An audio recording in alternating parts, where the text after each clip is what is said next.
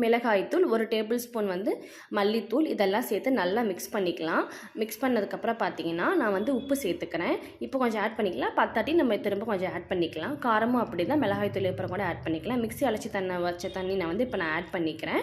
இதெல்லாம் கொஞ்சம் நல்லா திக்காகட்டும். வேணும்னா நம்ம எக்ஸ்ட்ராவும் நம்ம இப்போ வந்து கொஞ்சம் தண்ணி ஆட் பண்ணிக்கலாம். இதெல்லாம் நல்லா குக் ஆகட்டும். இந்த பச்சை வாசனைலாம் போட்டு மூடி வச்சு பார்த்தீங்கன்னா ஒரு 10 நிமிஷம் இது வந்து குக் ஆகட்டும். எல்லாம் வதங்கினதுக்கப்புறம் பார்த்தீங்கன்னா நல்லா கொதி வரட்டும். கொஞ்சமாக கொதி வந்ததுக்கப்புறம் பார்த்தீங்கன்னா இப்போ வந்து நல்லா கொதி வந்துருச்சு. இதோட சேர்த்து பார்த்தீங்கன்னா நம்ம வந்து இப்போ புளி தண்ணி நம்ம இப்போ ஆட் பண்ண போகிறோம். கரைச்சி வச்சுருக்க புளி பார்த்தீங்களா, அதை நல்லா பிசைஞ்சு விட்டுட்டு நல்லா ஃபில்டர் பண்ணிவிட்டு அந்த தண்ணியை மட்டும் நம்ம இப்போ வந்து குழம்புல சேர்த்துக்கலாம். சேர்த்தது இப்போ வந்து நம்ம சேர்த்துட்டோம். சேர்த்ததுக்கப்புறம் நம்ம திக்னஸ் பார்த்தீங்கன்னா நம்ம சுண்ட சுண்ட நல்லா ஆகும். ஏன்னா குக் ஆகணும்ல. அதோட சேர்த்து நம்ம வேணுங்கிற அளவு கொஞ்சம் தண்ணி நம்ம ஆட் பண்ணிக்கலாம்.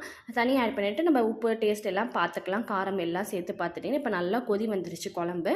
இப்போ நம்ம சர்வ் பண்ணுற கன்சிஸ்டன்சிக்கு ரெடி ஆகிடுச்சு. இது ஆறுனதுக்கப்புறம் பார்த்தீங்கன்னா ஒயிட் ரைஸில் போட்டு நம்ம சாப்பிட்லாம். இதான் வந்து குழம்போட பதம். பார்த்தீங்கன்னா நல்லா திக்காகிடுச்சு. சுண்டி நல்லா திக்காக நல்லா கிரேவி மாதிரி ஆகிடுச்சு. இவ்வளோ தான் ரெசிபி. ரொம்ப சிம்பிளான ரெசிபி. தேங்க்ஸ் ஃபார் வாட்சிங்.